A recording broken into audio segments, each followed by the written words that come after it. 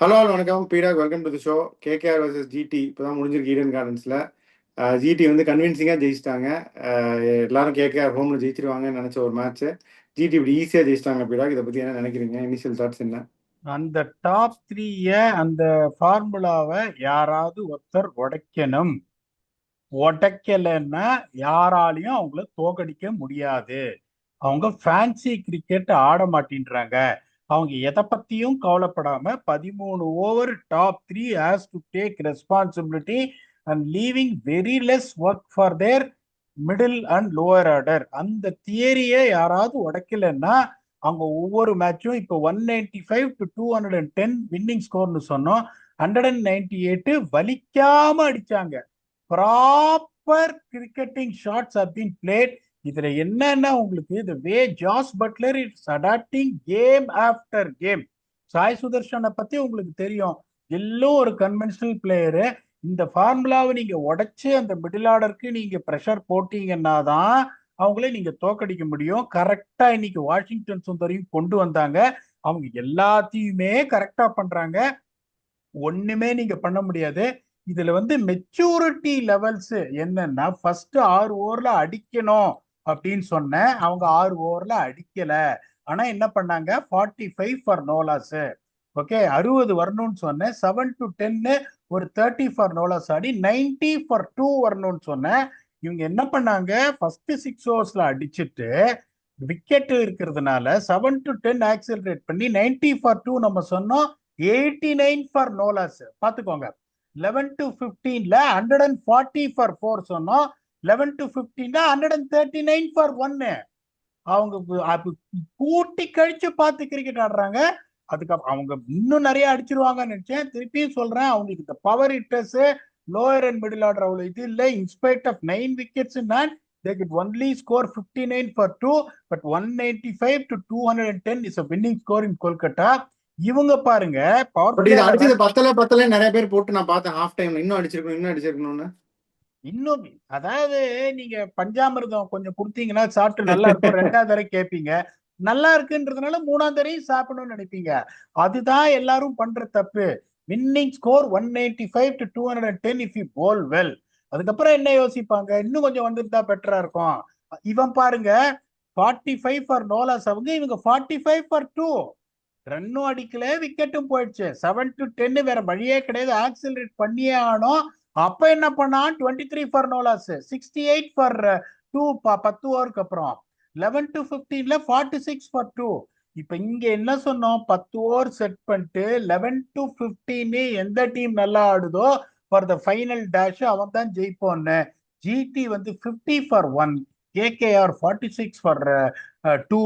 First win factor tick. 2வது spinners economy right from first over to 20 year because spinners play major role.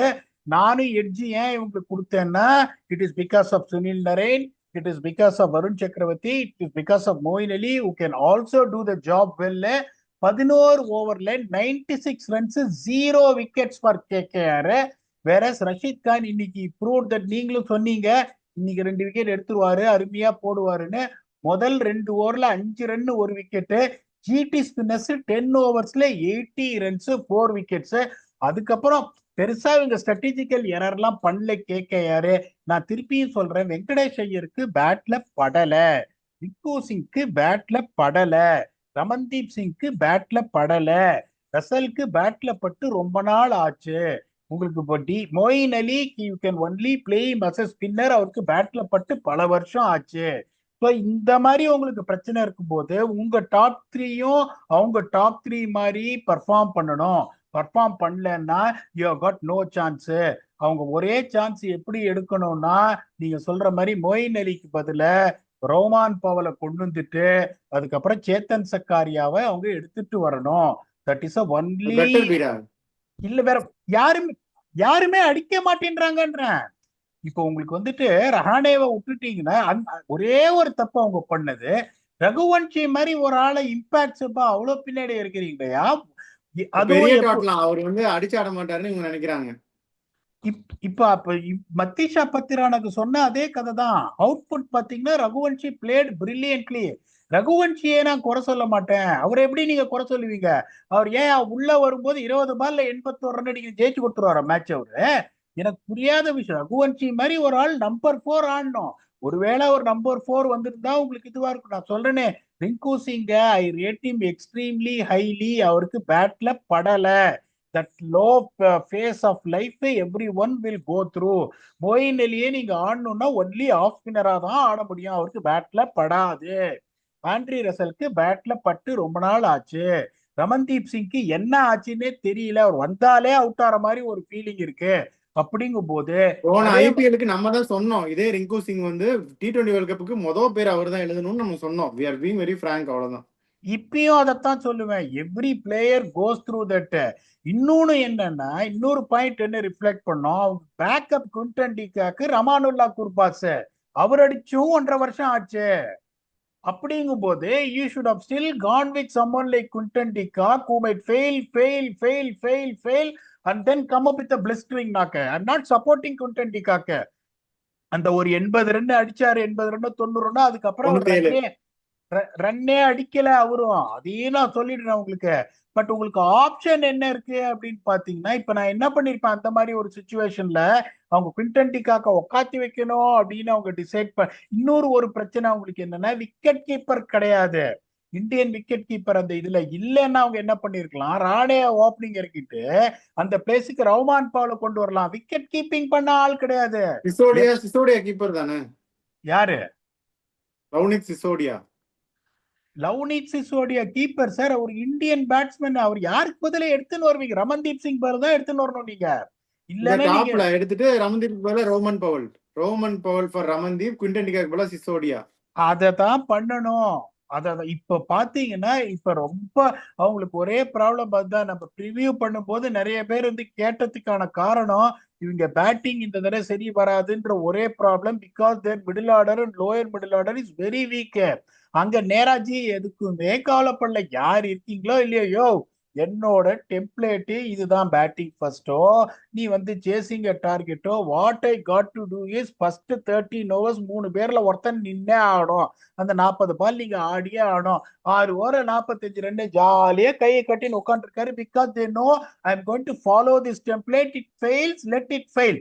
I'm not trying to do anything. I'm not going to tell Sai Sudarshan, Butler or Shubman Gill to say go hell after the bowling, go hell after the bowling. அதெல்லாம் கிடையாது.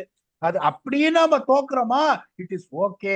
அந்த ஒரே reason தான் இது work hours team, இது நல்லா பண்ணும் அப்படின்னு சொல்லிட்டு we put the money on them. They are justifying it. Now there is no surprise that they might even finish on top 2. The road is going to be very tough for KKR. ஏன்னா என்னை பொறுத்த வரைக்கும் அந்த 111 chase பண்ணாம தோத்தாங்க பாருங்க, அதுல இருந்து அவங்க இன்னும் எழுந்திருக்கல அப்படின்னு நான் நினைக்கிறேன். ஆனா they have to move on from that. அதை விட்டு அவங்க எழுந்துக்கலன்னா they are going to be in massive trouble. இப்பவே அவங்களுக்கு வந்து the road is going to be tough for them for to qualify. இப்ப வந்து நீங்க சொல்ற மாதிரி ஒண்ணு லவ்னிக் சிசோடியா ரோமான் பவலை கொண்டு வரணும், இல்லைன்னா சேத்தன் சக்காரியா ரோமான் பவலை கொண்டு வரணும், ரகுவன்ஷி 4 ஆடணும், ரோமான் பவல் 5 ஆடணும். That is the only way they can make their lower middle order and middle order stronger. அது இல்லாம போயிட்டு அவங்களோட டாப் 3 இன்னொரு ப்ராப்ளம் என்னன்னா, இப்ப இந்த குவிண்டன் டிகாக் ரமானுல்லா குர்பாஸும் அடிக்கிறது கிடையாது. சுனில் நரேன் வந்து லாட்ரி உங்களுக்கு பட்டா பாக்கியம் இல்லைன்னா க்ளோஸ். அப்படி ஒரு டாப் 3 நீங்க வைக்கும்போது உங்க மிடில் அண்ட் லோயர் ஆர்டரும் வீக்கா இருந்ததுன்னா, it is extremely difficult for you to set a target. It is extremely difficult for you to chase a target if it meets the average winning score. That is exactly happened. Gujarat Titans played like an absolute champions. KKR குறை சொல்றதுக்கெல்லாம் இல்ல, ஒருவேளை ரகுவன்ஷியை முன்னாடி இறக்கிருக்கலாமோ, அதுதானே ஒழிய they have to make these changes. அதை இவங்க பண்ணலன்னா they are going to have a rough path the rest of the tournament, and the playoff chances will keep vanishing very fastly and very rapidly. ஆமா, but இவங்க வந்து நீங்க சொன்ன மாதிரி top 2க்கு தயாரா இருக்காங்க. ஜிடி இன்னும் ரபாடாவும் வந்தாருன்னா இன்னொரு இருக்கிருவாங்க, இன்னும் ரொம்ப ஸ்ட்ராங் ஆயிரும் அது. ஸோ இப்போதைக்கு இதை playing like champion team. So அதில் எந்த டவுட்டுமே இல்லை பீடா. ஸோ இந்த மேட்சை பற்றி ஐ திங்க் தேவையான அளவுக்கு பார்த்துட்டோம். ஜிடி கன்வின்சிங்காக நீங்கள் சொல்கிற மாதிரி டுவர்ட்ஸ் டாப் 2 போயிட்டாங்க. KKR spiralling downward. குவிக்காக எதையாவது பண்ணி அதை நிறுத்தலை அப்படின்னா இன்னும் they'll continue their free fall to bottom of the table. So அவங்க என்ன இன்டர்வென்ஷன் பண்ணுறாங்கன்னு பார்க்கலாம்.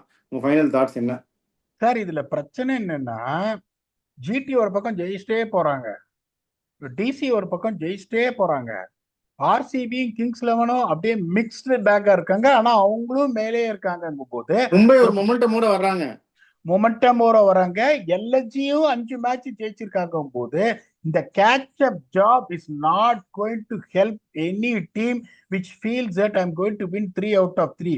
இப்ப நான் என்ன சொன்னேன், 7 மேட்ச் ஜெயிச்சா போயிடுவாங்க அப்படின்னு. I am completely wrong in what I say. I will take it on my chin. எனக்கு தெரிஞ்சு இப்ப ஏன்னா ஒரு 5 டீம் ஜெயிச்சு போயினே இருக்காங்க மேல போது there is a chance that you need 8 wins. That looks extremely difficult the way KKR is right now placed in the table. அதனால அவங்க வந்து டிராஸ்டிக்கா என்ன பண்ணும், ஒரு தைரியமான போல்டு சேஞ்சஸ் எடுத்து அவங்க பேட்டிங் இம்ப்ரூவ் பண்ணும். ஏன்னா போலிங் எல்லாம் வந்து அவ்வளவு மோசமா இல்ல. இப்போ 195 to 210 இஸ் ஆவரேஜ் வின்னிங் ஸ்கோர்னா அந்த ஆவரேஜ் வின்னிங் ஸ்கோர் அவங்க கொடுத்திருக்காங்க. They could have always chased it down. It is not something GT has set a target which is beyond reach என்றதுனால the KKR can only blame themselves. But sooner than they realize it later to make these changes, it is going to be absolutely difficult. Let us see how the think tank comes up with. They still are a good team. அவங்க சரியான week டீம்லாம் கிடையாது. பேட்டிங்லயும் balance இருக்கு, போலிங்லயும் balance இருக்கு. Sometimes இப்படிதான் ஆகும் உங்களுக்கு டீம்ல. ஒரு யூனிட் ஃபயர் ஆகாமலே போயிடும். அந்த ஃபயர் ஆகாம போற யூனிட்டை எப்படி தடுத்து நிறுத்தி கொண்டு வராங்கன்றது ரொம்ப important. the kind of motivation they still have, the belief they have to get into playoffs. பாப்போம் என்ன நடக்குதுன்னு. That's what we have got for this episode. Brilliance again from GT. Hard luck to KKR. We'll come back and entertain you for the next match preview with your very own Octopus. Until then, thanks a lot and bye-bye.